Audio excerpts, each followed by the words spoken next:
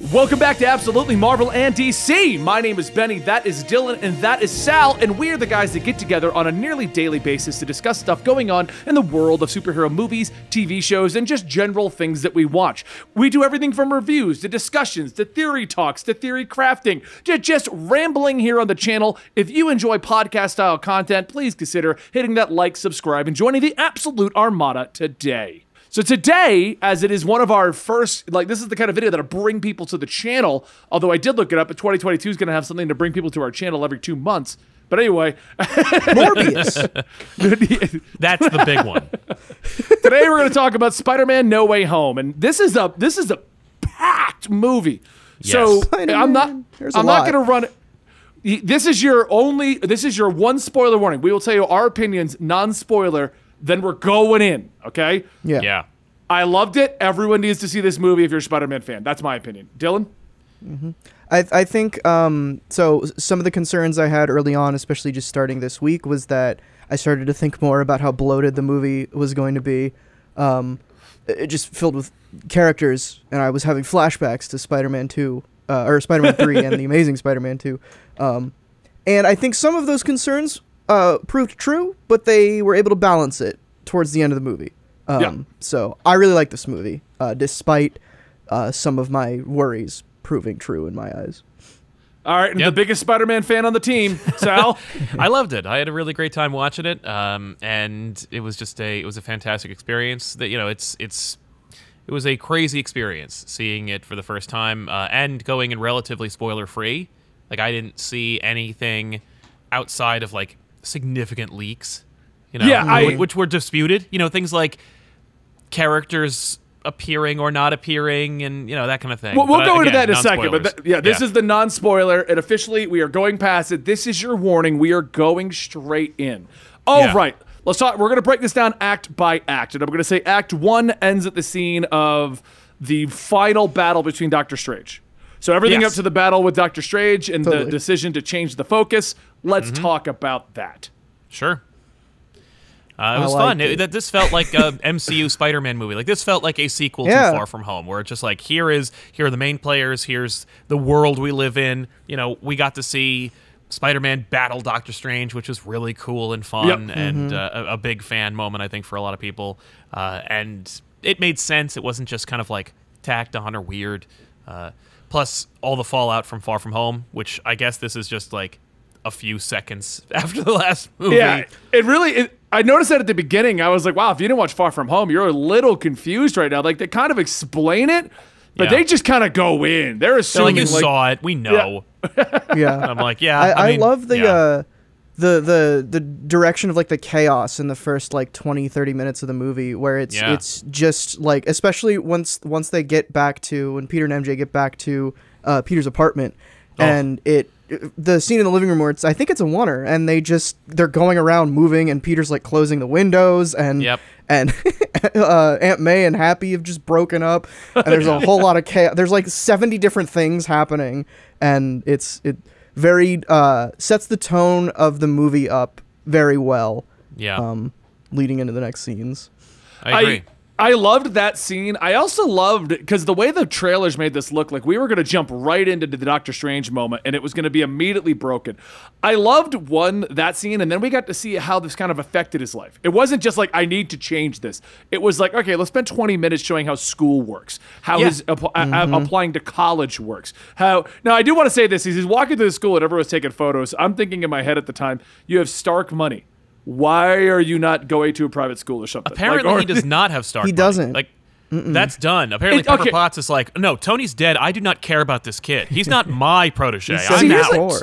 Here's the problem I have with that. I'm done. Because he kind of does, but he doesn't. Like, he's got access to Happy. He's got access to the Stark suits. It's like, it seems to be picking and choosing what Stark stuff he can use at the beginning of the movie, which I found to be a bit weird. It is weird because it's not clearly defined. Yeah, it's just he had the Stark suit from before, which was... They didn't even give him, like, a power source to keep it charged. It was, remember, like, how the Iron Spider suit was just in, like, this chamber, and it's like never unplug this? Yeah.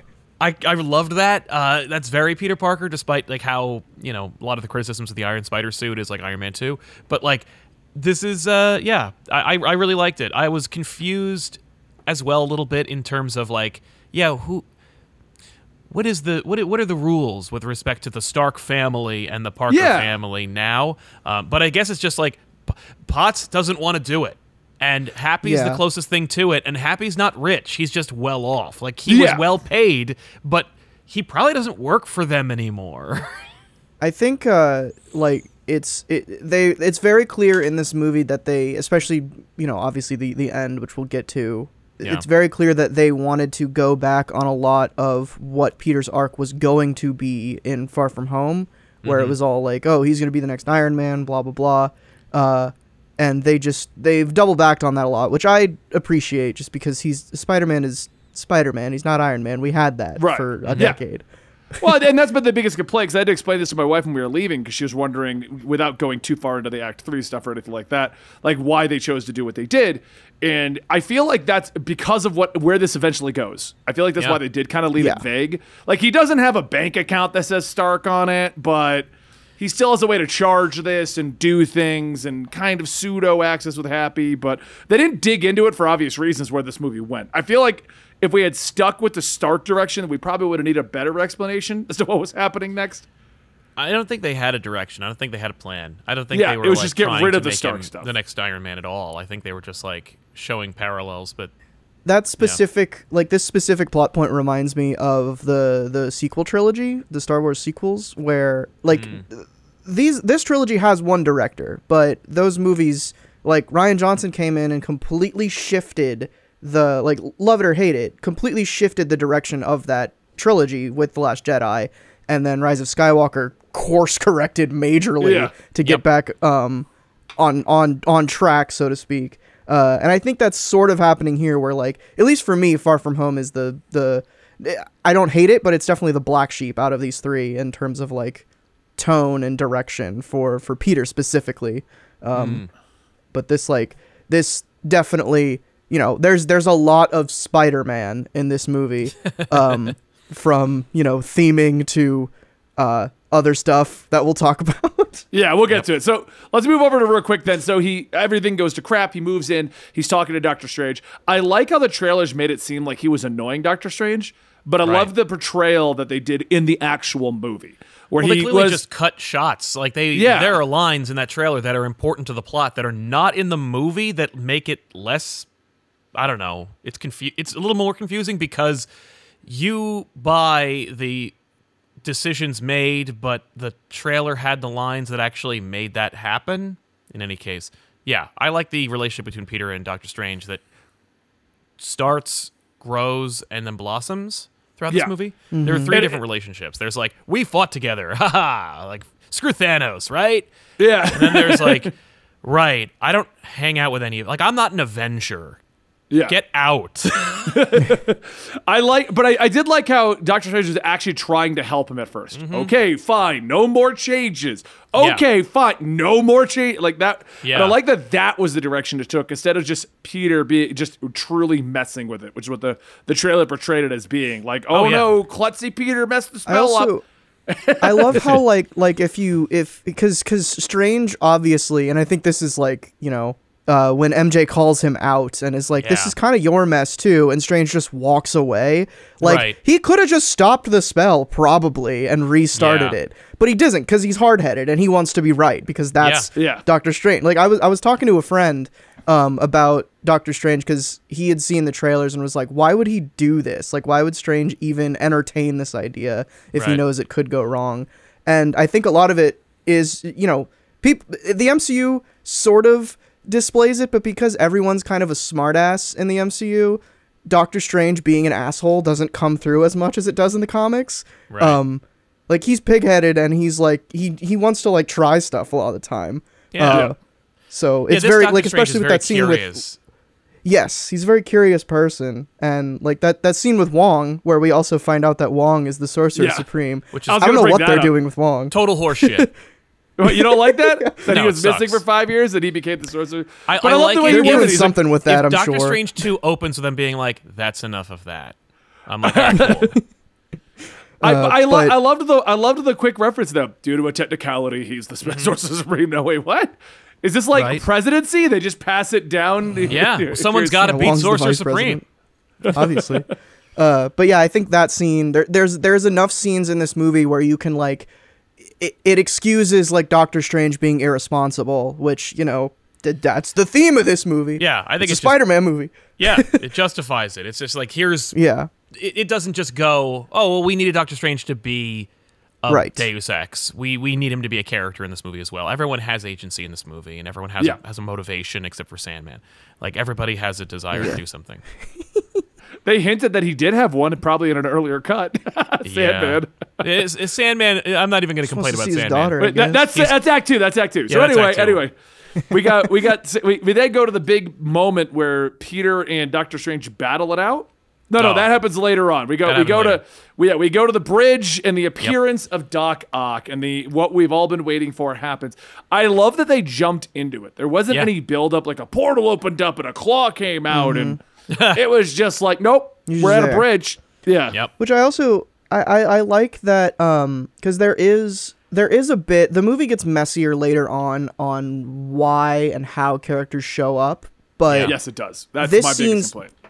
Yeah, this scene particularly was pretty tight, because the first thing that we see on the bridge when Peter suits up, he swings in, is a news helicopter that's shooting him. And it's like, oh, okay, Doc Ock saw the news and came by, and then later Green Goblin also did that, which they don't really do that later in the movie. Characters just start showing up for no reason.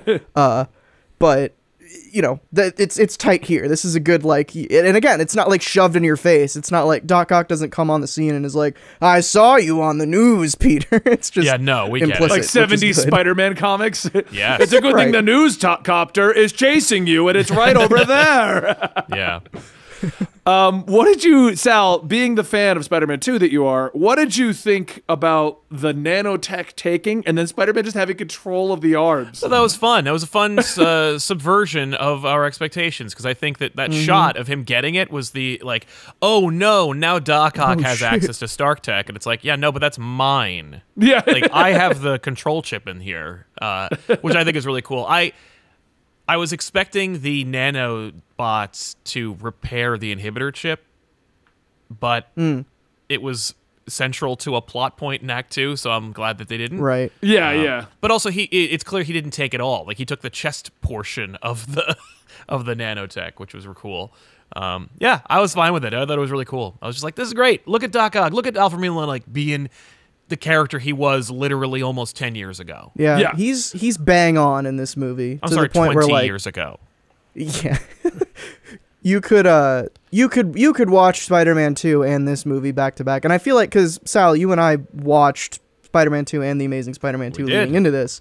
And I think that's, like, I meant to do that. Benny was but busy. It helps. That's like it. I think it helped, at least for because I also watched Spider-Man 1, and like the three main villains are Doc Ock, Electro, and Green Goblin. Yep. And I think, like, having context for them, because they're on screen so much, helped a lot. And it also, like, and we'll get into my favorite part of the movie, which is Willem Dafoe in a minute, but like it really, like, shows how they're, like, I think everyone's performances are just elevated in this movie in comparison to, you know, the first time they showed up. Yeah, I think so.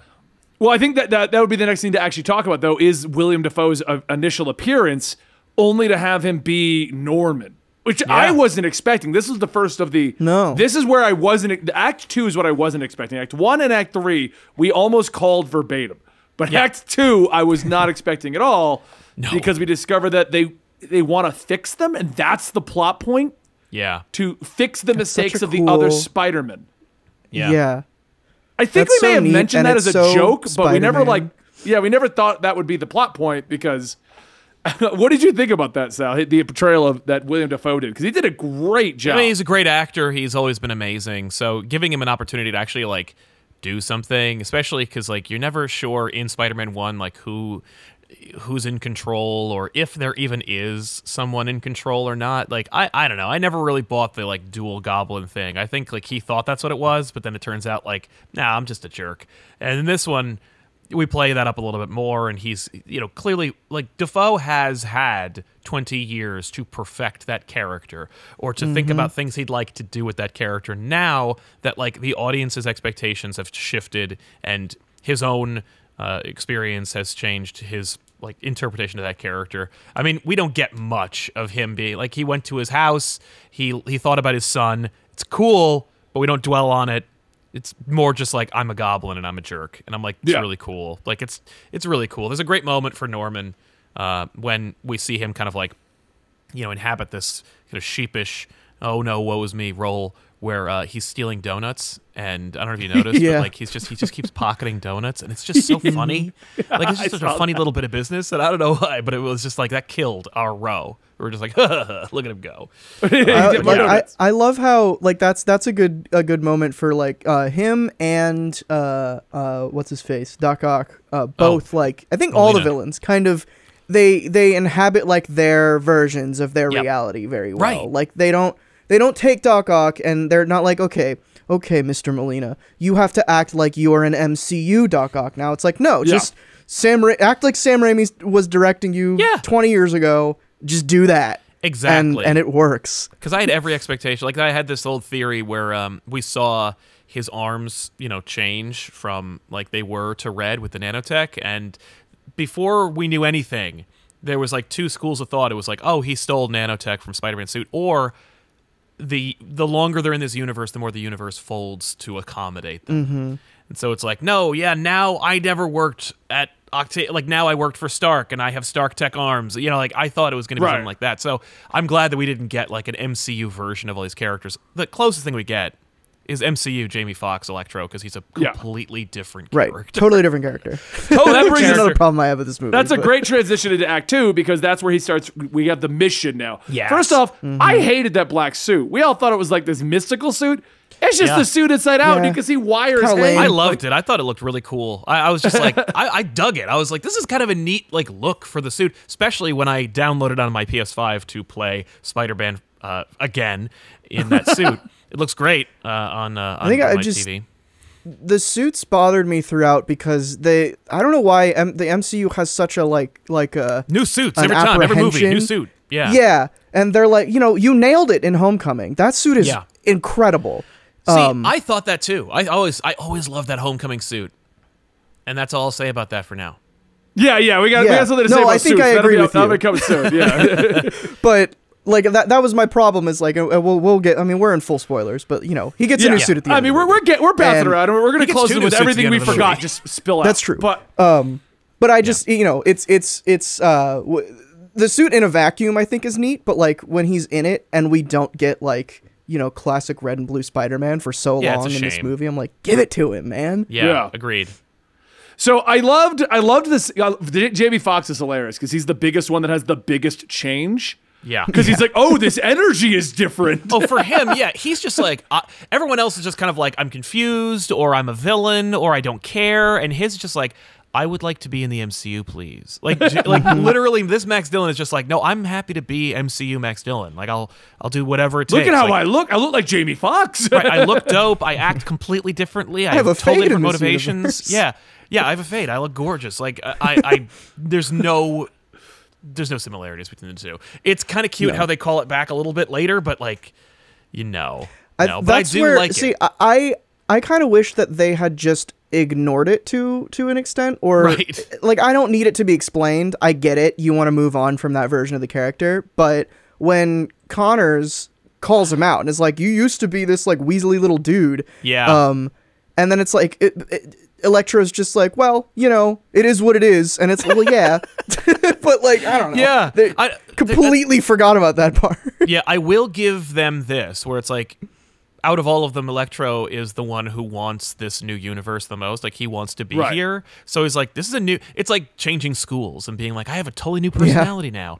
And I'm like, yeah, no, that's fine. Like, I'll take it. Where he's like, yeah, no, arc reactors and spider people. I'm in. Like, I'm in. I'm totally I actually in on really this liked universe. how they kept him super powerful, too. They didn't nerf him. Because that was my worry. I'm like, they're going to nerf Electro because they got Green Goblin and Doc Ock, and you want them to be the big bads. True. No, he was like the big bad all the way into Act 3 for the most part, with being manipulated.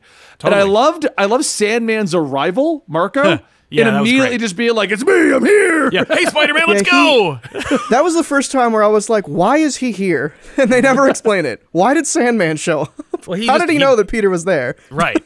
I assumed it was not that they were like chasing Peter, but that they were drawn like mystically to this universe because of the spell. But I like Sandman just being like, I don't give a shit. Whatever we're doing, I just want to go back. I like that they got the voice actor back. They got Hayden Christensen. I like that they got him back to voice over a CG Sandman. It's Thomas Hayden Church. You said that Hayden guy. Christensen. He's not. Hayden Darth. I was like, wait a minute, what? That's it. My bad. Yeah. I was surprised. But I like that they got that guy back. Me too. But yeah, I think I was gonna say I really also enjoy that. Sandman is kind of the most moral flip flop. Like if you don't count Osborn and Ock. But like he's like, because Sandman in the comics is always kind of like, he's sometimes always riding that line. He's a good guy, yeah. And that stays true to Spider-Man 3 as well, which like, sure, stay true to that movie. Yeah, but what's like I just want to get back to my daughter, but also I'll become a mindless monster creature at the end of the third act, like for no reason with really flimsy motivation. In this one, it's just. But I was talking to Tiffany about it afterwards, and she was just like, "It's cool because he's stupid. Like he doesn't get it. Like he is very singularly focused. He's like, I want to go back. Like my plan. He's like, look, I don't die at the end of Spider-Man 3, so I would just like to leave. And so he's just swept up in it. They're like, come on, let's go. We're gods. And he's like, all right, well, as long as you hit the button, I'm down. Like, let's just leave. And then, they got to fight him. And it's like, dude, if you just sat there for 2 seconds, they'd cure you. You wouldn't have to be sand anymore. And you'll go back. And it's like, no, he's not thinking like that. And it's like, that's kind of cool that that's consistent and kind of gives him something, even though we don't need him in this movie. But we do because we want literally the Sinister Six -1. Remember, and never use the terminology Sinister Six. Obviously, no. I do want to double back. He always is if there's because it was only a blinky you'll miss it moment. If you went to the bathroom, you missed it. But can we just mention real quick Charlie Cox's arrival? We didn't touch on that. Oh yeah, so early. Yeah, and I love that it was literally like less than a minute. Yeah. You're in the clear. Happy you're screwed. No, you're in the clear. Happy you're screwed. Yeah. And then he catches the brick, and then the quick moment of, yes. How did you do that? I'm a really good lawyer. I love that, like, it's such a perfect moment. It happens early enough to where you're not, like, thinking about it the whole time. Because I think for people who are in the know, like, that's the...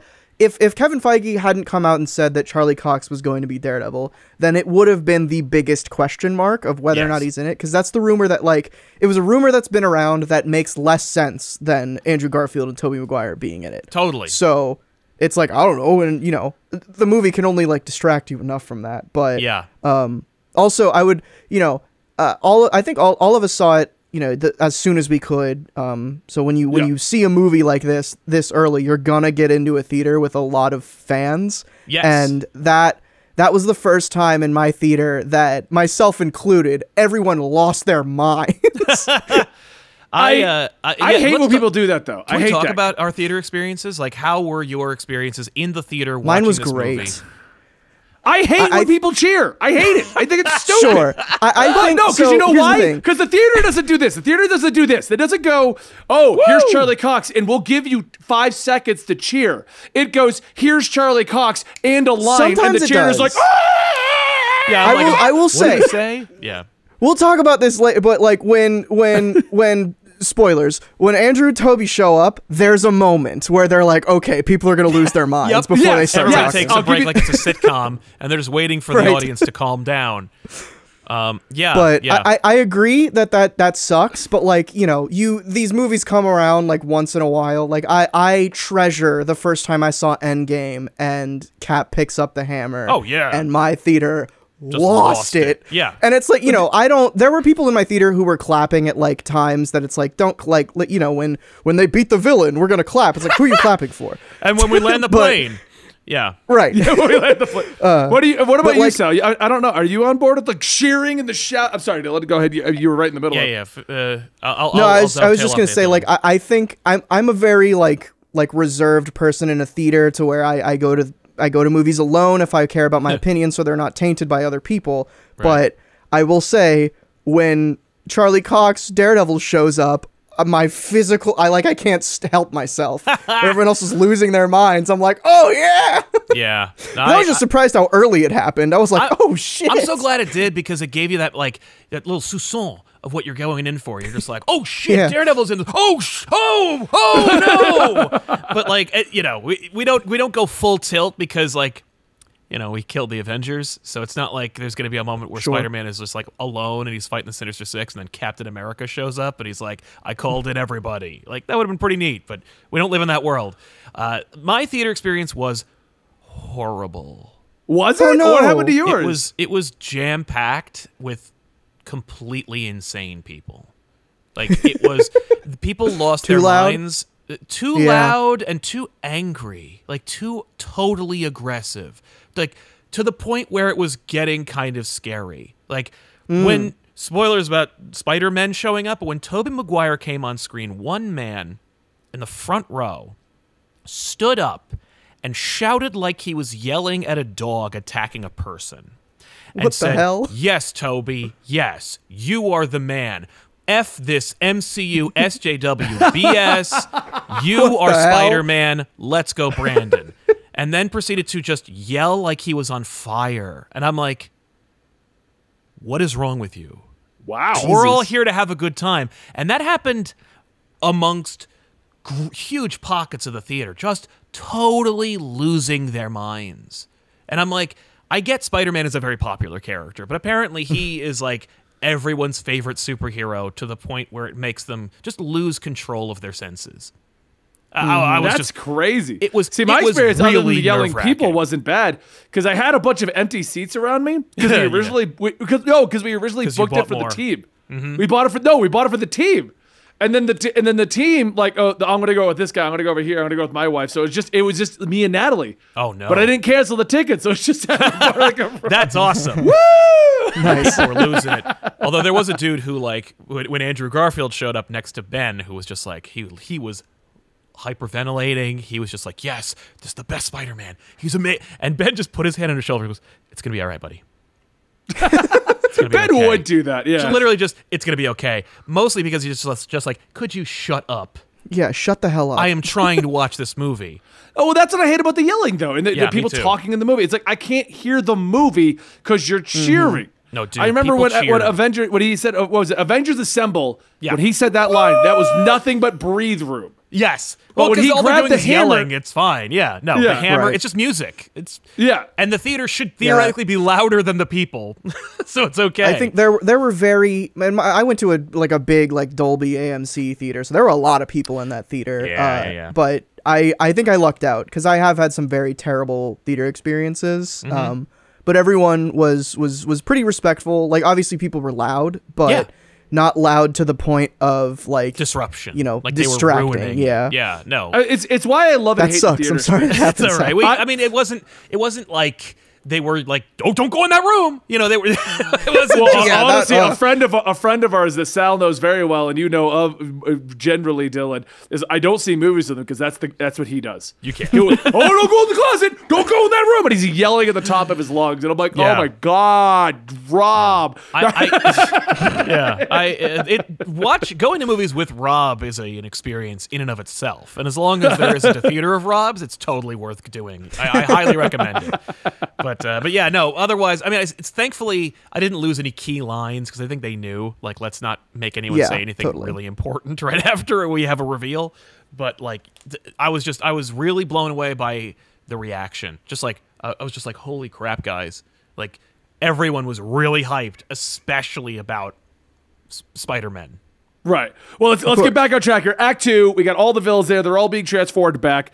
I like weird. What I found weird about it was the battle against Doctor Strange. It was cool leading into that, but it was very much like the misunderstanding with the superheroes moment. It was That's a classic Spider-Man trope, man. He fights more heroes than he teams up with in the beginning of his career. I think I like that. It's a fight that is no one's trying to win. It doesn't just happen. Yeah, none of them are trying to win, and it's not gratuitous. It's Strange is thinking one way and Peter's thinking the other, and they're like, you can tell like Strange is mostly just trying to keep Peter away from him and get the box back. He's not like trying to kill him. No, so it's pretty sure he would have done it immediately with how much he was like flipping him around. That's true. That's true. But yeah, so all the villains get together, and then it seemed like it was gonna work. So I was kind of wondering which one of them was going to turn. And I loved how they did that scene in the condo where everyone was kind of the red herring. Yeah. Is it Electro? Is it Norman? Right. Is it Doc Ock? The only one you knew wasn't going to turn was Sandman. Right.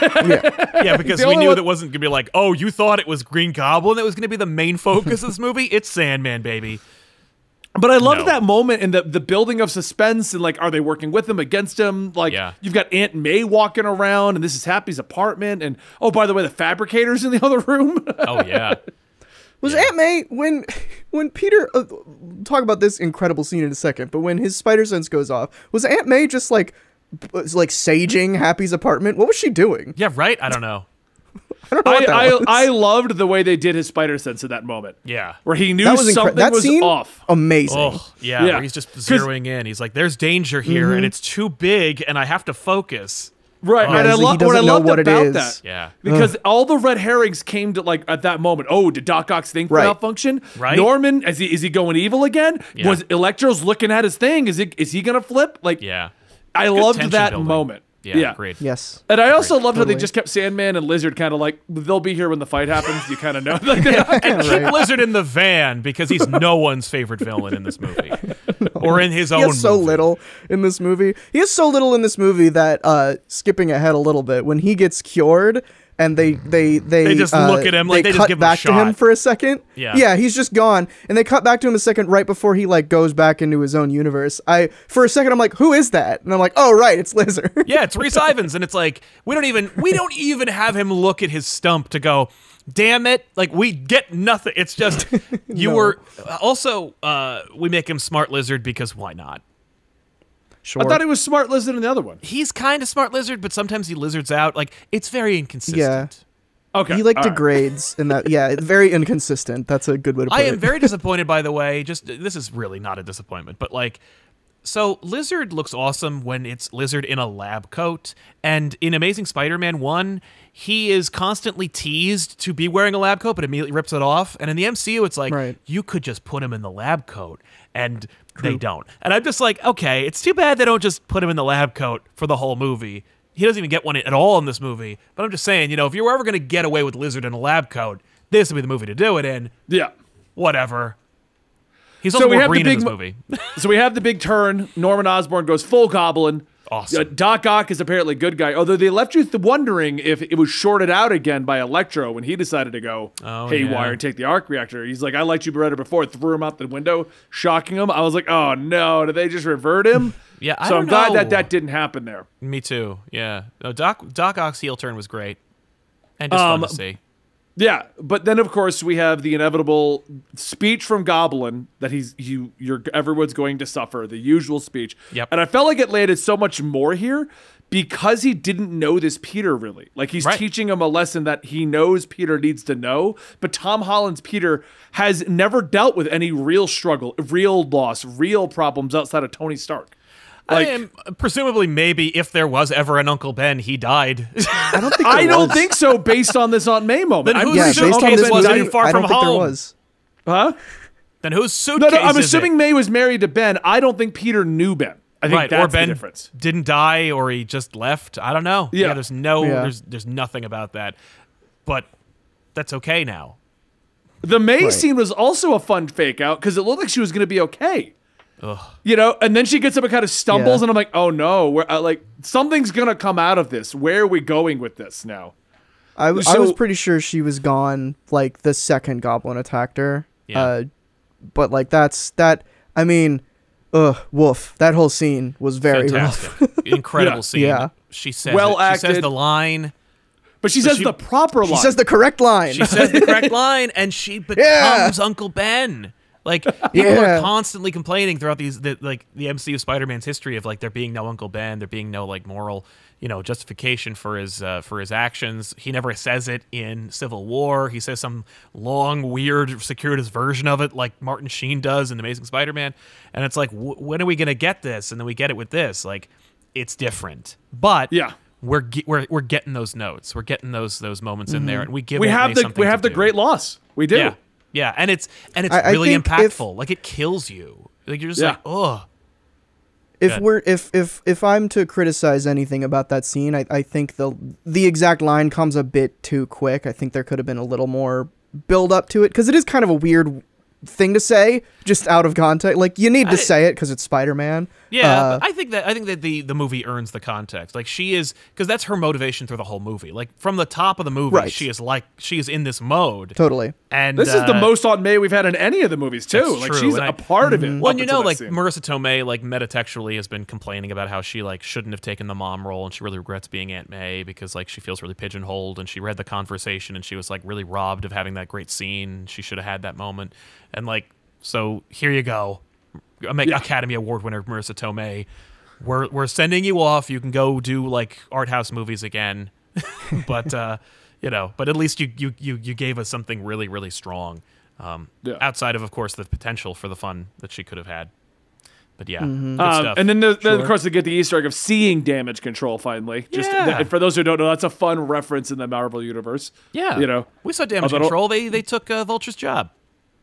Yeah, Damage Control has been like they're like a weird through line, and in only this Spider-Man trilogy. yes, which I'm like, that's fine. I like Damage Control, so put him in there more. But we get Damage Control. We get J. Jonah Jameson, who is pretty much responsible for Aunt May's death.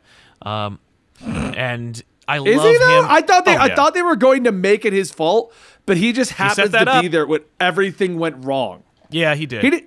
He didn't set anything up, though. They were just there. And I think that was another red herring, because I thought Jonah's going to do something that will turn one of these villains. Yeah. That's what I thought was about to happen. Mm-hmm.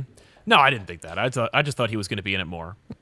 I mean, do y'all okay, so I didn't love Jameson in this movie. Did y'all? Yeah. What'd y'all think? I thought it was hilarious. I love J. Jonah Jameson because he's Alex Jones. He's classic Jonas. I think my issue with that is, like, they went too far with it. No. I like the vitamins. Your daily bugle vitamins. Yeah, that's funny. I mean, I'm like, for me, it's like, I don't know. I've been exposed to Alex Jones so much on the internet. It's like, I don't know if I want, because if you make Jameson Alex Jones, how do you redeem Jameson? You don't. Most folk don't. Most multimedia versions of Jameson don't. Like, the redeemable Jameson in movies is Raimi's Jameson. Raimi's Jameson is redeemable. Right, and that's the Jameson that I like. That's my favorite Jameson. And I think that it left some to be desired to me, mostly because, like, I like Jameson when it's clear that what he's saying is like, there's someone opposing him directly that's like, well, you're being ridiculous, but the comedy comes from how heightened he believes in this reality. And when we don't have that person, who it's usually Peter, around to, like, play off of him, and Jameson's just the head of this empire, and he comes across as, like, kind of bullish and Alex Jonesy. Well, we don't have unfortunately there's not enough time, like, and so as a result we have a version, and I'm glad that it's not just trying to do it again. Like, you have again another Academy Award winning actor who's, like, so great and could do something else, and it's like, you're never going to top Raimi's Jameson. You're never going to top that version. It's 20 years ago that he was Jameson in that respect, but he's still a great actor, and if you want to use him, have him do something else. Like, do something else. And in the video game, he's a podcaster. Right. And there's no redemption for Jameson in the video game. Nobody complains about that. Yeah. I mean, I like him not being redeemable. I don't like when Nick Spencer made him a character that works with Spider-Man, because it just doesn't work. I don't either, I don't want him to, like, work with. Don't care. Sure.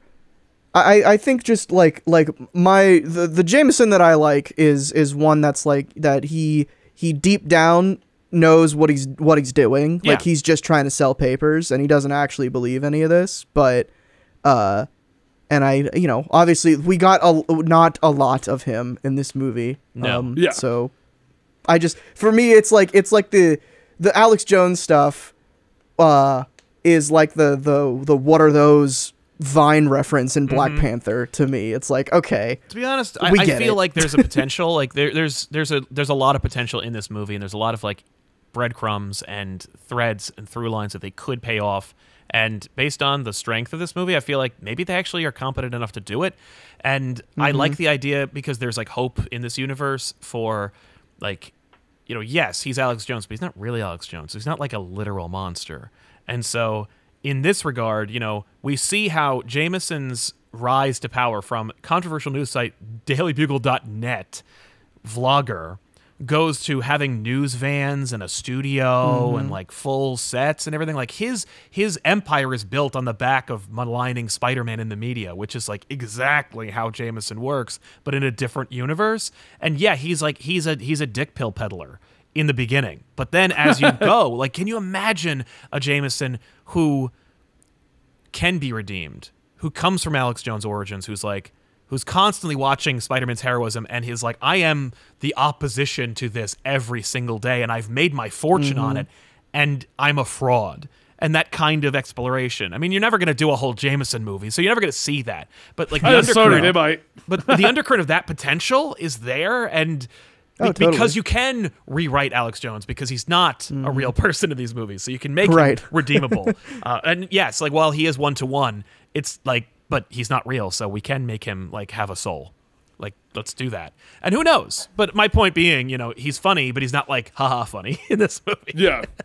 But let's go ahead and move past Jameson. We're spending a lot of time on I think we spent more time on Jameson than the death of Aunt May. But we talked more about Jameson than Daredevil, who was awesome, and I'm really excited. Got one scene.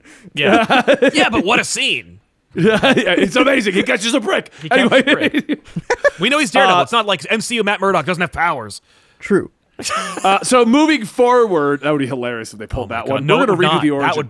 That'd be a nut punch. No, just erase everything we like about the Netflix Daredevil. So moving on to the last act, we have finally. It's kind of what you and I said, Sal. They were going to show up for the last battle. Really, last battle. Really we get more than that. I'm so glad we did. We did. We got a lot of references, totally. a lot of hints as to what happened in their universes. Yep. A lot of fun back and forth, but we had the actual appearance. Yes. Of the Spider-Man. And this is where the holes started showing up, because Strange is like, oh, we pulled everyone right before they died. They all got pulled to Spider-Man because they knew who he was. And then we got two Spider-Men. They're not dying, but they're just also in this universe now. Yeah. Well, they know who Spider-Man is. Right, because they are. Because it's them. I'm fine. I didn't question it because I wasn't looking. I was just like, I don't care. I just found it a bit weird, but I loved the introduction, and I loved MJ and Ned questioning Andrew Garfield. Like, show me more. Crawl on the ceiling. No, this is fine. This is enough. Andrew Garfield's one of my favorite portrayals of Spider-Man, period. So seeing him be Spider-Man again and also just ease right back into it like an old man into a warm bath. Like, just, I'm Spider-Man again, and he just loves being this character, and like just watching him do it. He is more Spider-Man here than he is in both of the Amazing Spider-Man movies. He is in Amazing Spider-Man 2. He is all Spider-Man all the time. Every single scene of him interacting with New Yorkers, him doing the fire hose scene, like everything in Amazing Spider-Man 2, he is Spider-Man. He's 100% amazing. And what's sad about Amazing Spider-Man 2 is at the end, he finally becomes Peter Parker, and then we kind of get that in this one. Not him, but the other one. And I'm just like, yay. Yeah, good for Andrew and then we get the arrival of Tobey Maguire, which I loved. Youth pastor look. That's so funny. So you're gonna be riding into battle dressed like a cool youth pastor, or great line. I love that the just talking about their performances, like Andrew Garfield. I think he, at least for me, stole the show. Yeah. He did. In a way that like I did not expect, because I know people really like Andrew Garfield's Spider-Man, and I did as a kid a lot. But rewatching those movies, I was a little sour on it. But then I watched this, and I'm like, oh, this is what everyone's talking about. Right. This is fantastic. Well, and what's funny is like Tobey gets the send-off. Like right in Spider-Man 3, it ends. And it's over. Yeah. Spider-Man 3 Amazing Spider-Man stops. Like midway through, cuts. It just cuts. Literally before he fights the Rhino. Literally at the last moment you want to watch, they cut, and it's like, you never really get any closure, and you knew they weren't going to give you a good third one because it was going to be a disaster. So with this, it's like, well, let's give Andrew Garfield a real send-off and have Toby be in it. And he's fine. That's how I felt it was going. I mean, we're in Act 3. We can go all the way to the ending here. All the way rolling through. Toby just felt like he was there and like the older brother. Like, hey guys, I've got organic webbing. I fought a space alien. Oh, yours is purple? Like he just felt like he was just having a good time. While Andrew Garfield felt like it was kind of wrapping up loose threads subtly. Yeah. Very subtly. Like him catching MJ as which was funny because we called it, said it was Tom Holland. Oh, yeah. And then he got knocked out of the sky and that was like, what? Yeah. That was great. Him catching MJ and then him crying. Yeah. Like him just I'm going through a catharsis. He doesn't say that, but it's just such a great moment. Him just he's like, are you okay? She's like, are you okay? I love that moment because, this is what I actually loved about their portrayals. They managed to give you a lot of closure and answers without spending time on it. No, just like if you're questioning what happened to Tobey Maguire and his MJ. Oh yeah, no, we worked it out and it all worked out in the end. Well, he says it's complicated, and I'm like, oh my god. Isn't it always with you It always is idiot. With this guy. And then he's like, we worked it out. I'm like, what? What does complicated mean? Tiffany was like, maybe it means that they had a kid, and that's what's so complicated about it. And I'm like, that's what I thought. For them. Oh, that's nice. Yeah, that's what I thought. Yeah. We also got one of my favorite things in one of these superhero action movies, which is everyone sits down and chats with each other without their costumes on. Which is the lab scene, which I was like, yay, look at all these characters just interacting. They did the meme. Good scene. Yeah. They did the meme. Peter. Did. Yeah. They didn't. Peter Parker. We're all Peter Parker. But they didn't do the pointing. They didn't all point at each other. I've seen images where people think that they did on the Statue of Liberty. Oh, maybe they did, but it's like a blink and you'll miss it. It's hard to tell. By the way, thanks a lot, spoilers and Brazilian trailers, for making me focus only on Lizard's head in that one shot. Same here. In the Brazilian trailer. For the last trailer for this movie, when Lizard's jumping in that wide shot of all Spider-Men, they not in the American, only in Brazilian. Yeah, they deleted all the Spider-Men, so it just looks like Tom Holland's facing off against all the villains. But Lizard's head is clearly kicked, like it has an animation of him just getting his head kicked in. And everyone's like, that's got to be the Spider-Man doing it. And it's like, of course it is. And then we get to see it, and I'm just focusing on so who kicks him? Oh, okay, it's his Spider-Man. Oh, that was a big shot. I should have looked at it. Yeah. But anyway. I didn't even know that Lizard was in the trailers. I didn't know he was in this movie He was in the trailers. Oh, you avoid trailers, though, unless we force you in it. Yeah. That was the one thing I didn't know.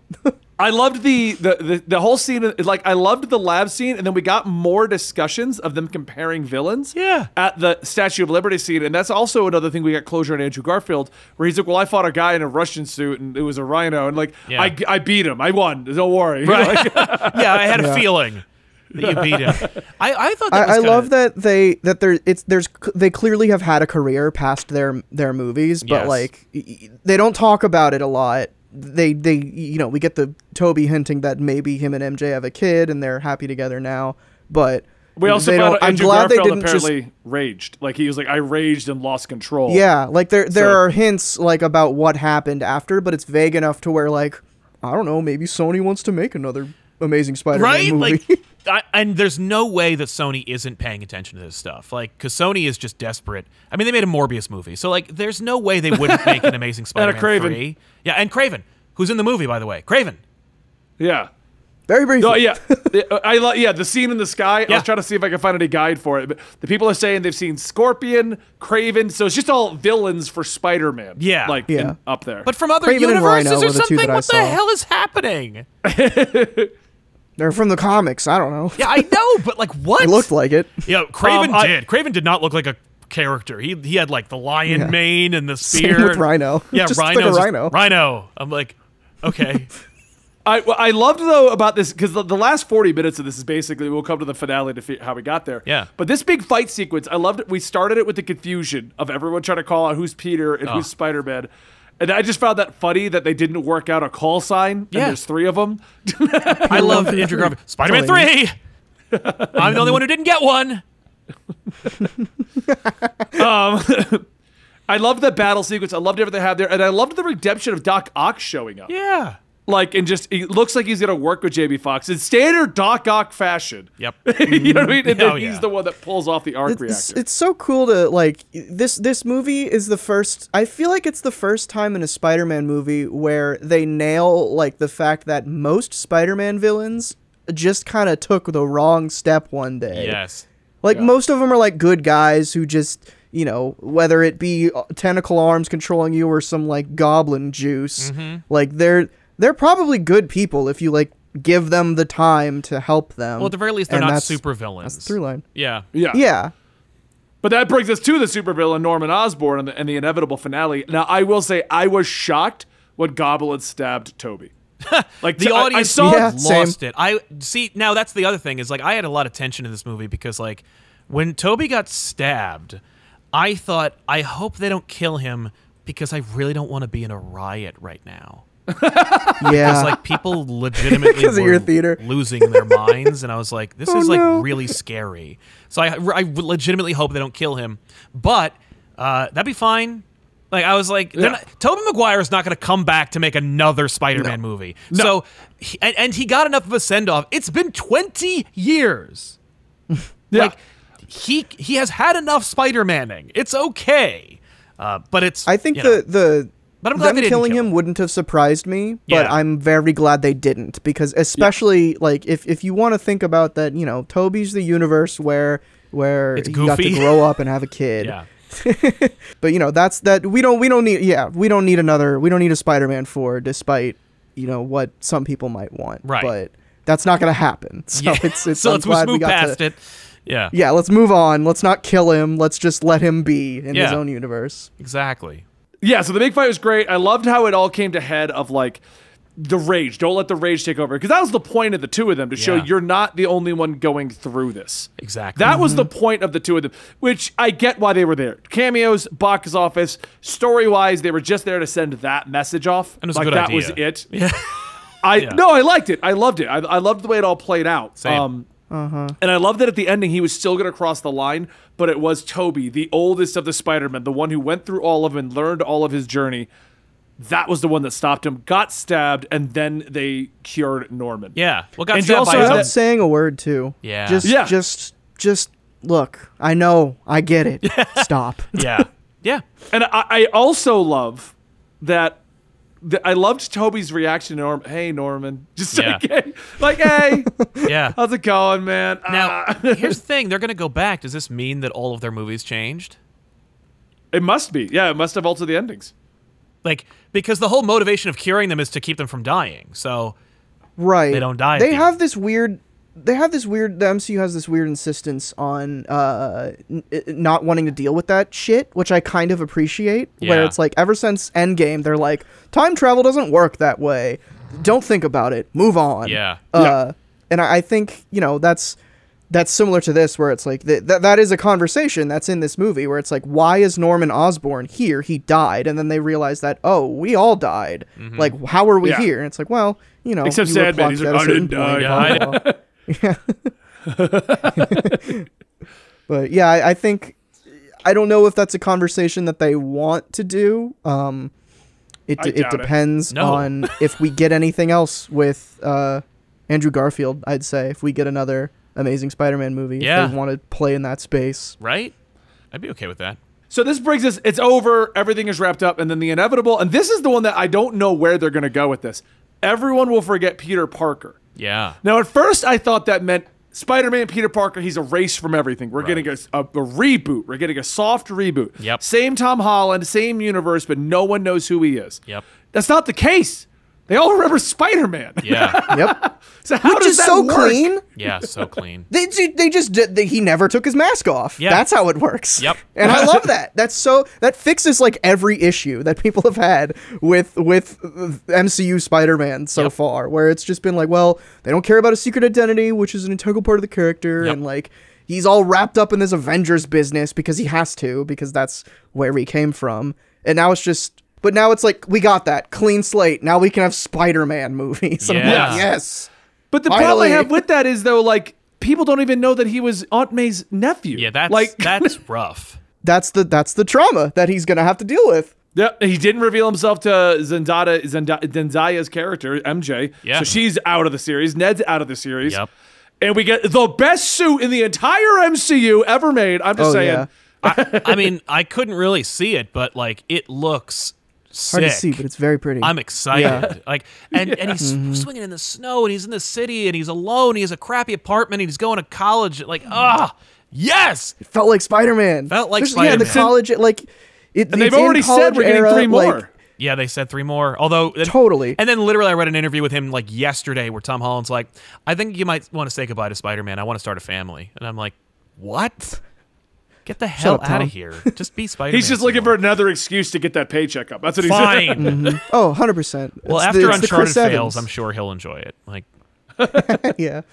So, but yeah, I do want to say this is the only time in the entire superhero universe that I've ever been happy that they kept the masks off as much as they did. Yeah. Because once the CG was moving, I couldn't tell who was who until they'd pause It was for tough. 5 seconds. Once they would pause, I'd be like, "Oh, Toby!" Like, yeah.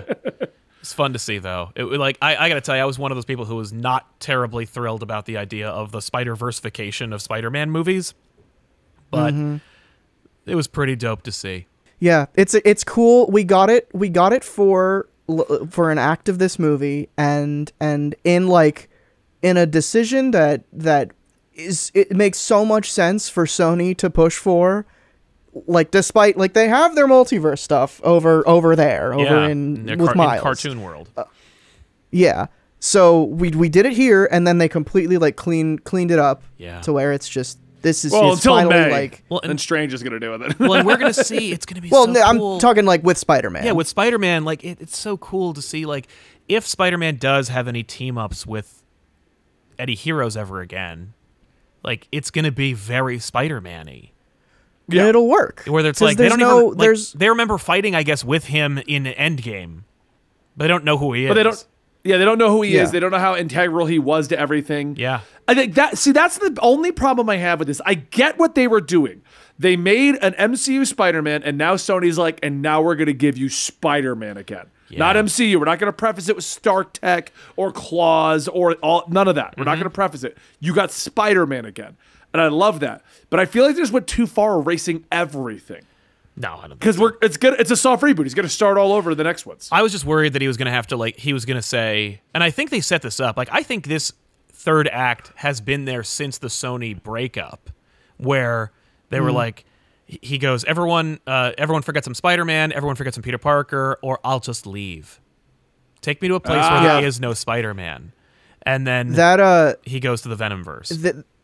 This movie felt the most like I could feel Sony like watching over the movie a lot in this one, and that decision especially. But like, you know, it doesn't bother me because like I think Spider-Man goes through eras a lot. And like I know, Sal, you were kind of campaigning for this. Is like you wanted once he goes into college, like you didn't really want to see Ned and no, MJ I didn't. anymore. I'm like they're done. And They're I high school agree. friends. Go away. Yeah, I actually agree with you on that. I do 100% because I want to see a traditional Gwen, a traditional Mary Jane. Although they did add Michelle Jones Watson. Yeah, no, she's Mary Jane. Like that's just further confusing. That's the end. They're like, no, there is no Mary Jane in this universe. Like we're gonna do Felicia, we're gonna do maybe Gwen, but probably not.